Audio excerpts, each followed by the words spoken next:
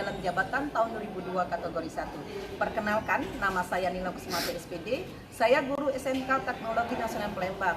Pada kesempatan hari ini, Rabu 5 Oktober 2002, saya akan melaksanakan kegiatan praktik pembelajaran untuk memenuhi uji kinerja PPG Daljab kategori 1 2002. Dengan kompetensi dasar 3.1 yaitu menganalisis isi struktur teks ceramah kelas 11 SMK. Nah, untuk lebih jelasnya, berikut ini adalah video praktik pembelajaran yang telah saya laksanakan. Mohon masukannya, saran agar kedepannya lebih baik lagi. Terima kasih atas perhatiannya. Wassalamualaikum warahmatullahi wabarakatuh.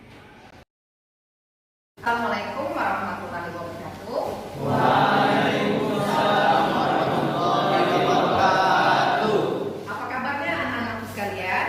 Baik. Nah, semuanya sehat? Sehat. Alhamdulillah. Sarapan tidak tadi? Sarapan. Para sarapan? Sarapan? Jangan tidak sarapan nak ya. Nanti kalau di sekolah lesu, ya, dia lemas.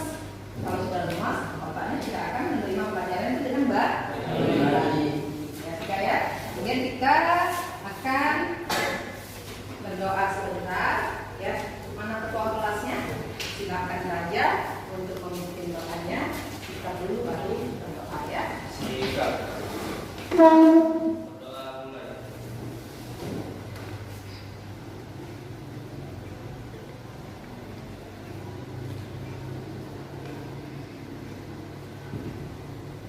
Berdoa selesai. Jadi semoga pelajaran kita hari ini dapat berjalan dengan lancar. Ibu mentranspor ilmu dengan kamu hidup. Kamu menerima pelajaran dari ibu itu dan dapat ya. Nah, sekretaris hari ini siapa nak yang tidak hadir? Siapa? Dionisius ini kalau tidak salah dari hari Sabtu ya, tidak sekolah. Mungkin kita kemarin hari Sabtu kita kan ada persami ya, masih capek. Senin sekolah tidak ya? Tidak. Selasa hari ini juga, hari Rabu juga tidak, tapi sudah 3 hari ya, sakit ya. Yang mungkin karena capek waktu hari Sabtu itu ada memang. Jadi tolong teman-temannya apa yang dekat rumah tolong besuk Dionnya ya. Kita lihat ya, kita doakan semoga Dion itu semoga sembuh dan dapat beraktivitas dan belajar lagi di kelas ini seperti biasa ya. Hanya satu ya nak yang tidak hadir hari ini, hanya Dion. Yang Melisa bilang yang minggu kemarin tidak hadir, apakah hadir hari ini? Para yang Melisa bilang hari ini datang? Iya, alhamdulillah ya. Untuk menyemangati kamu pada hari ini, kita yel-yel dulu nak ya. Yel-yel seperti biasa kalau ibu sedang mengajar ya, biar semangat lagi ya. Kamu tidak lesu. Coba sekali lagi. SMK Teknas, yes. SMK Teknas pasti bisa, yes. Nah, jadi pada minggu sebelumnya, minggu yang lalu kita kan telah belajar tentang ceramah ya. Kita telah mengupas arti dari ceramah. Kita telah membedakan perbedaan antara ceramah dengan khotbah. Kalau ceramah itu ini, kalau khotbah ini. Jadi tidak ada anggapan lagi bahwa khotbah itu khusus untuk agama Islam, tapi di gereja juga itu disebut dengan khotbah. Jadi kalian sudah membedakan. Jadi konsepnya bagaimana, apa arti ceramah dan apa. Nah, sekarang ini tentang teks ceramah. Sebelum kita mempelajari tentang teks ceramah, ibu ingin mengingatkan kembali pelajaran yang kemarin. Siapa yang hari ini masih ingat pengertian ceramah? Ayo. Siapa? Nah, coba lihat. Nia ini kalau ibu suruh pasti cepat. Wajar kalau Nia itu pernah dapat peringkat kelas 1 ya, waktu di kelas 10 Nia ya. Waktu kelas 10 kamu peringkat 1. Iya. Nah, iya wajar. Saya Nia, silakan apa pengertian dari ceramah? Ceramah adalah pidato yang bertujuan memberikan nasihat dan petunjuk hidup kepada pendengar. Iya, jadi itu nah. Jadi memberikan nasihat, memberikan petunjuk-petunjuk kepada para audiens atau kepada pendengar. Nah, orang yang berbicara itu disebut dengan apa kemarin? Orang yang berbicara itu disebut dengan apa?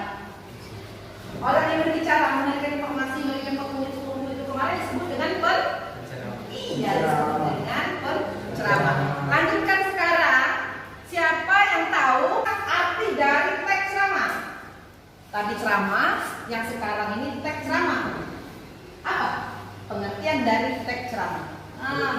berisi. Teks ceramah adalah teks yang berisi pemberitahuan atau penyampaian informasi yang bertujuan untuk memberikan nasihat atau petunjuk-petunjuk kepada pendengar. Iya, jadi kalau yang tadi itu sama pengertiannya, cuma yang membedakan kalau ceramah itu tidak menggunakan teks, ya tidak ada penulisan teks, tapi kalau teks ceramah itu ada tulisan teks. Teks itu apa? Tulisan kan?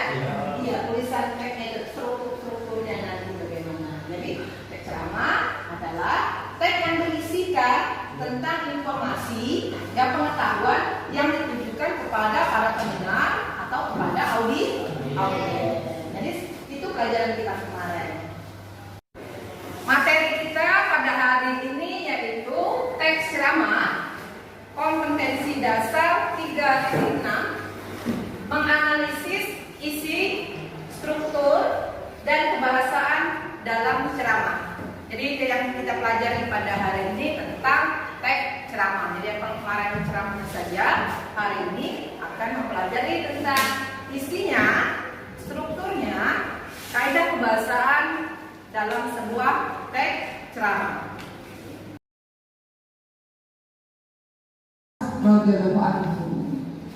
Mengenal karya Abdurrahman bin Auf, yang ada di kepala kita adalah seorang konglomerat yang sangat kaya raya. Abdurrahman bin Auf lahir 10 tahun setelah kelahiran Rasulullah SAW dan termasuk di antara salah satu sahabat Rasul yang paling awal masuk ke dalam agama Islam atau kita kenal dengan nama As-Sabiqun al-Awwalun, bersamaan dengan sahabat-sahabat lainnya lewat tangan atau lewat dakwah dari Abu Bakar As-Siddiq radhiyallahu anhu. Beberapa orang yang termasuk dalam golongan As-Sabiqun al-Awwalun atau yang termasuk golongan orang-orang yang pertama kali masuk Islam selain Abu Bakar As-Siddiq radhiyallahu anhu, selain Khadijah binti Khuwailid radhiyallahu anha, selain Ali bin Abi Thalib, selain Zaid bin Harithah, selain Ummu Aiman, juga sahabat-sahabat lain seperti Abdurrahman bin Auf, Talha bin Ubaidillah, Sa'ad bin Abi Waqqas, Abu Ubaidah bin Jarrah, dan masih banyak lainnya. Bagaimana kisah Abdurrahman bin Auf menginspirasi hidup kita teman-teman sekalian? Ketika beliau pada akhirnya memasuki agama Allah Subhanahu wa taala, berhijrahnya secara kafah, secara menyeluruh. Tidak berhijrah secara setengah-setengah. Tidak mengambil ini aku mau lakukan, ini aku tidak mau lakukan, tidak.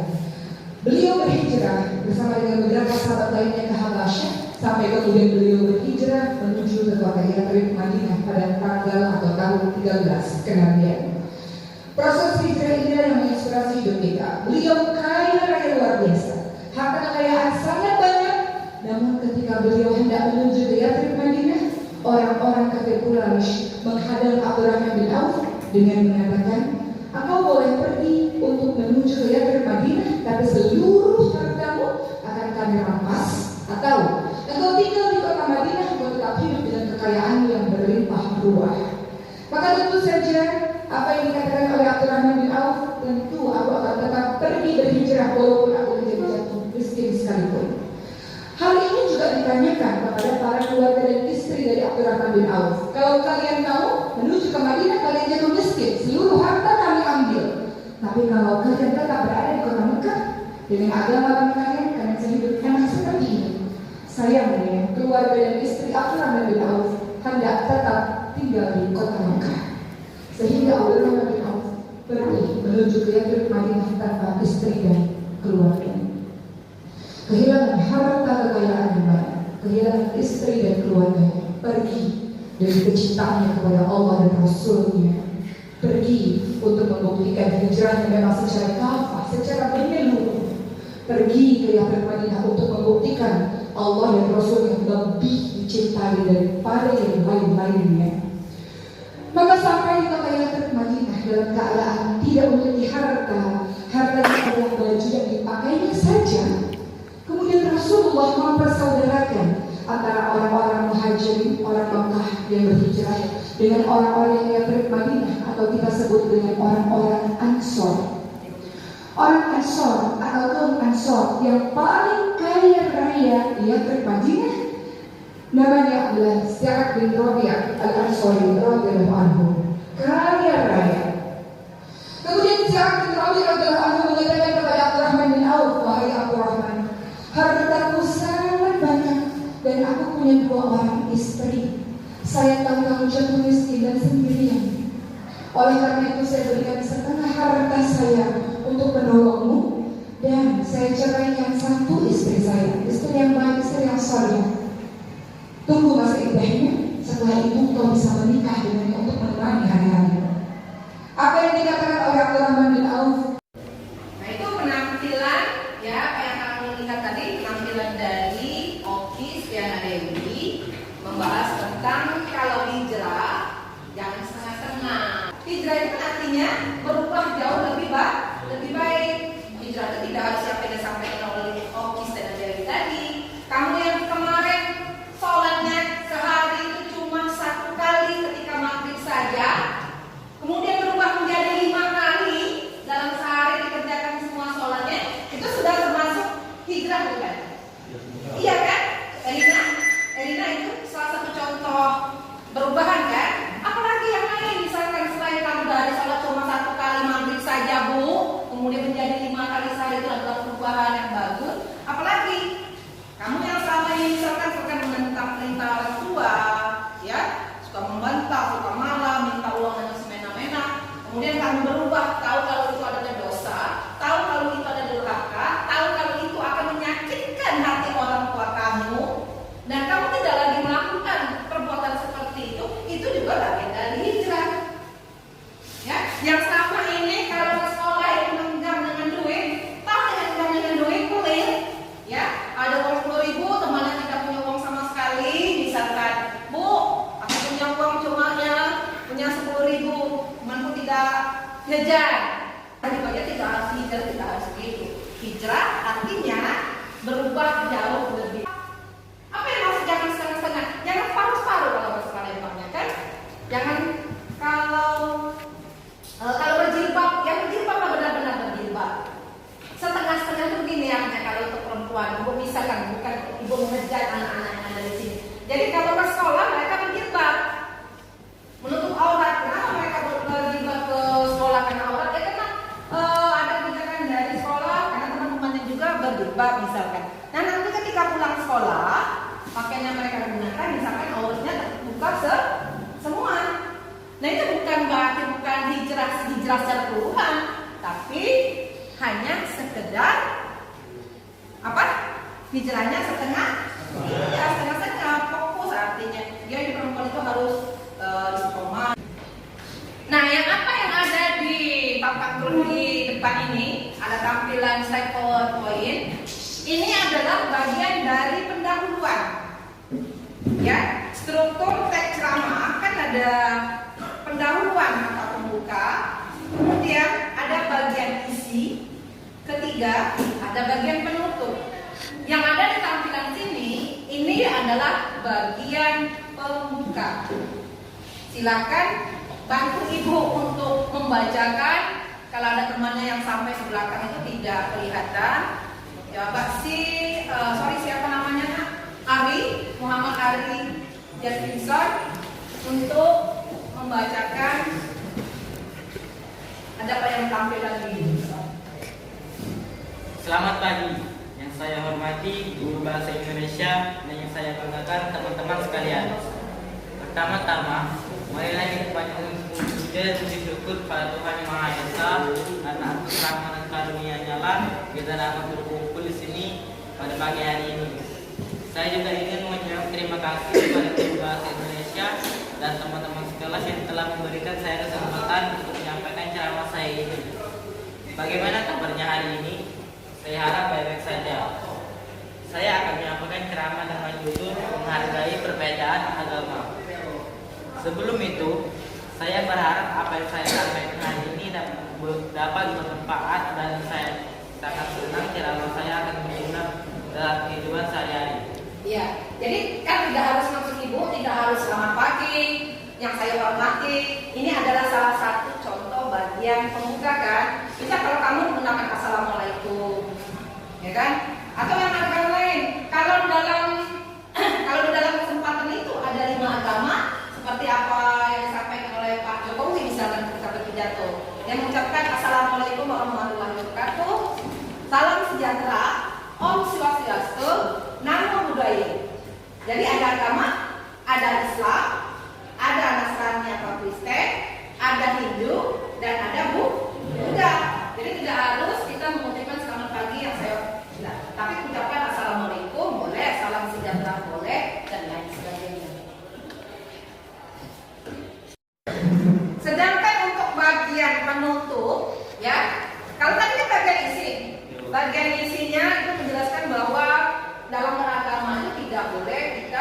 memaksakan kehendak, ya. Kemudian berkeragaman beragama di Indonesia itu kan banyak. Tidak hanya Islam saja kan, walaupun mayoritas di Indonesia itu adalah beragama Islam. Nah, untuk selanjutnya pada bagian penutup, bagian akhir, silakan menggunakan kalimat yang menunjukkan itu adalah bagian penutup.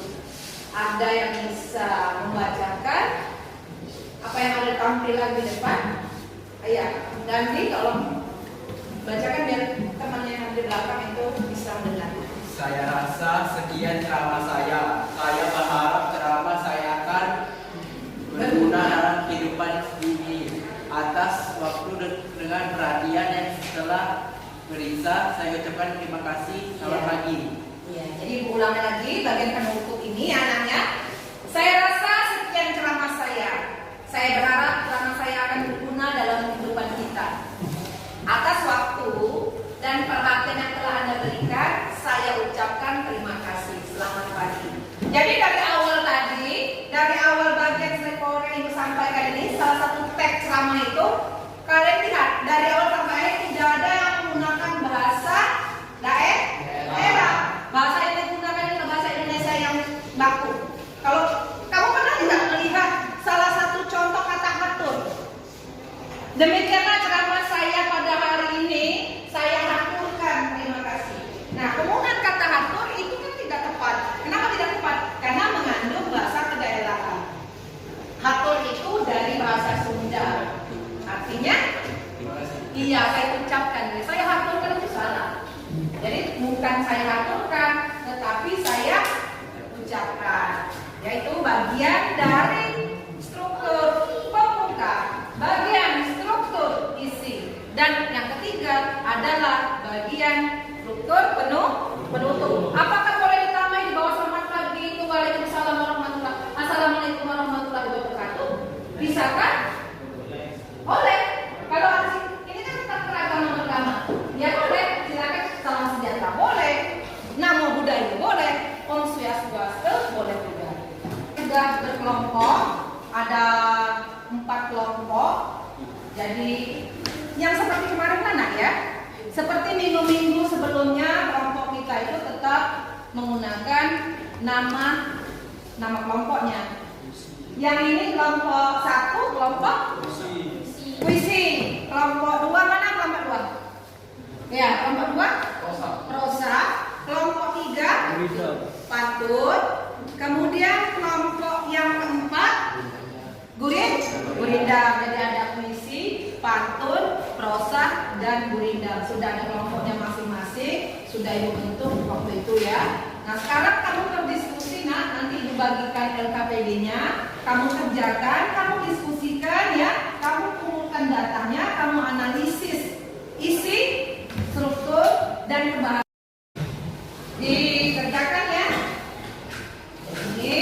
Jadi ingat dalam satu kelompok harus berdiskusi, tidak ada yang diam, tidak ada yang menunggu teman yang menjawab. Perhatikan, nanti ada yang menjawab, ini yang menunggu jawaban. Yang ini semakin pintar, nah ini dia tidak bukan bodoh, tidak mendapatkan ilmu. Jadi silakan dikerjakan ya. Ini nanti dikumpul, kita presentasikan. Jangan ngelamun dan dihadiri. Ini nak Ardafa, Raja Kasera, masih keluarganya yang Kasera. Mana kelompok 2? Kelompok 2 mana? Oh, itu kelompok 2. Silakan ya. Silakan.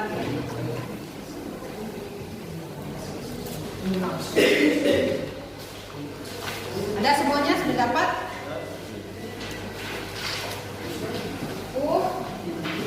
Kuku putra, paham apa yang Ibu sampaikan tadi? Paham ya, bisa mengerjakan ya. Khairunisa dan Diva Arya. Dikerjakan nak. Kalau masih ada kesulitan, ya, bingung bagaimana ini, silakan tanya dengan Ibu. Didiskusikan, jangan diam.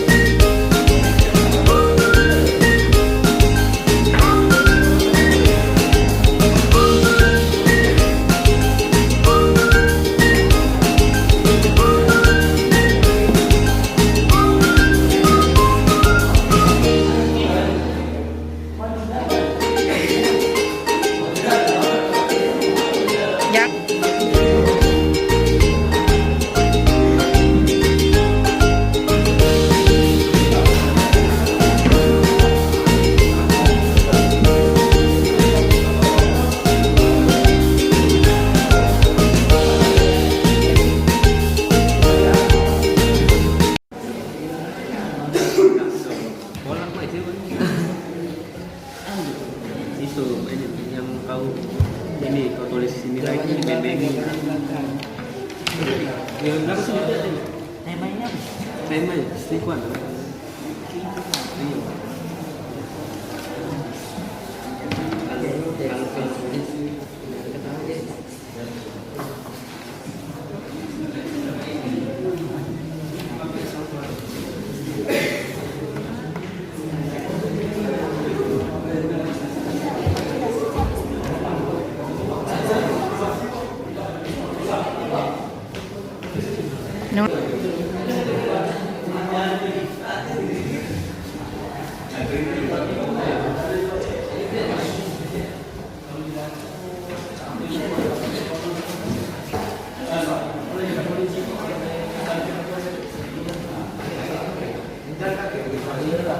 Israel.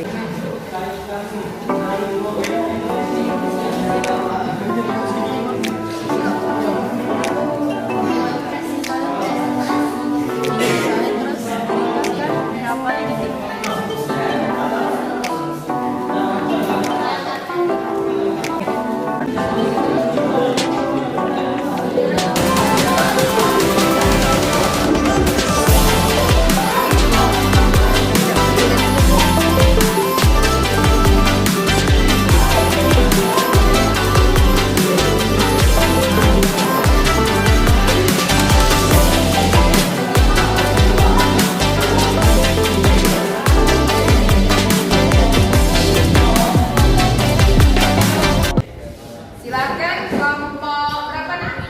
Kelompok puisi untuk mempresentasikan hasil apa yang telah mereka kerjakan. Bagi kelompok-kelompok yang lain, ya tolong diperhatikan ke depan semuanya. Silakan kelompok puisi. Assalamualaikum warahmatullahi wabarakatuh. Kami dari kelompok puisi akan mempresentasikan hasil diskusi kami yang akan dibacakan kepada saya semua. Kaidah kebahasaan, penggunaan kata teknis, kutipan dalam teks, bidang keagamaan. Salat adalah rukun Islam kedua, berupa ibadah kepada Allah Subhanahu wa taala. Wajib dilakukan oleh setiap muslim mukallaf dengan syarat, rukun dan bacaan tertentu. Dimulai dengan takbir dan diakhiri dengan salam, doa kepada Allah. Jika di dalam agama Islam biasanya sholat 5 kali sehari menghadap ke arah kiblat. Kiblat adalah arah ke Ka'bah di Mekah pada waktu sholat. Arah jurusan mata angin berkiblat berarah menuju pendirian itu tampaknya kepada perdamaian dunia, mengiblatkan mengarahkan ke kiblat. Jika di dalam agama Islam biasanya sholat 5 kali sehari menghadap ke arah kiblat. Baiklah, demikianlah yang kami sampaikan. Apabila ada salah kami mohon maaf. Kami akhiri. Assalamualaikum warahmatullahi wabarakatuh. Waalaikumsalam warahmatullahi wabarakatuh. Dari kelompok pantun tadi, ada yang ingin menanggapi mungkin kelompok ini? Silakan tanggapi, kalau ada yang ingin tanggapi silakan. Kelompok berapa tadi? Oh, kelompok beda silakan tanggapi. Penggunaan kata persuasi. Semua manusia sama di mata Tuhan. Maka biasakanlah menerapkan kehidupan toleransi antar sesama. Pertama-tama, marilah kita panjatkan puja dan puji syukur kepada Tuhan Yang Maha Esa. Jadi, jangan sampai kita mengacukan atau mengucilkan orang yang berbeda dengan kita. Ya, itu ya tanggapan dari kelompok Gorinda. Mana kelompok 2 tadi bisa menerimanya apa yang mereka tanggapi tadi? Bisa ya. Jadi karena Raja telah memberikan tanggapan yang baik terhadap kelompok berapa tadi? Kelompok 2, tanggapannya itu sudah tepat sekali. Kita berikan reward dengan aplaus apresiasi untuk Raja dari kelompok Gorinda. Ya.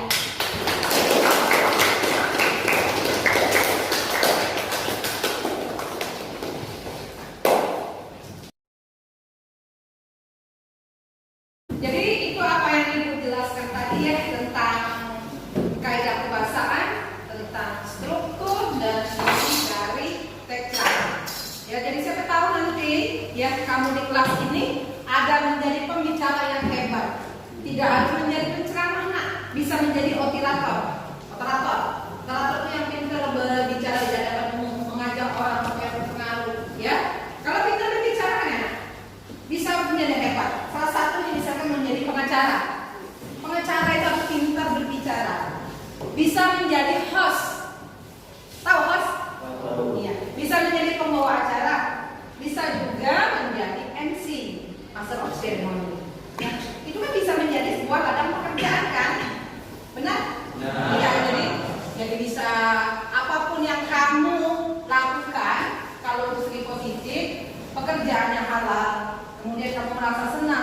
ada sebagian dari hobi kamu misalkan ya, itu bisa menjadi bagian pekerjaan kamu.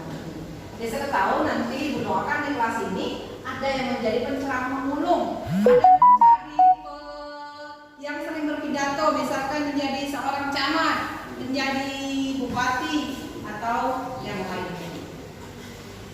Sekarang bersama-sama kita akan menyimpulkan materi pelajaran kita pada hari ini. Materinya tentang teks ceramah 3.6, menganalisis isi, struktur, dan kebahasaan teks ceramah.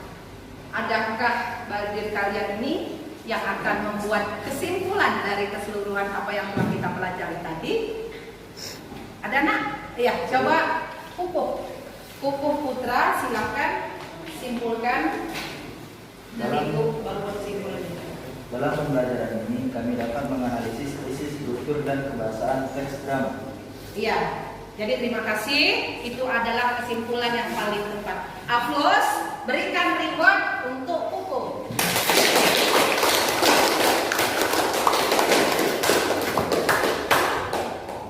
Pelajaran selanjutnya minggu yang akan datang ya, kita akan mempelajari materi tentang mengkonstruksi teks ceramah ya dengan faktual. Itu pelajaran yang akan datang mengkonstruksi. Jadi kamu di rumah silahkan searching, silahkan membuka YouTube, cari contoh-contoh ceramah ya. Silahkan dari Ustadz, silahkan kalau dari bidangnya bidang apa, dari hukum, dari ekonomi, atau juga dari bidang yang lain, termasuk juga dalam bidang pendidikan. Jadi Ibu ingatkan, materi selanjutnya kamu Ibu suruh ya mengumpulkan satu contoh ya, satu contoh teks ceramah. Mengerti semuanya? Demikianlah pelajaran kita pada hari ini yang Ibu akhiri dengan mengucapkan Assalamualaikum warahmatullahi wabarakatuh.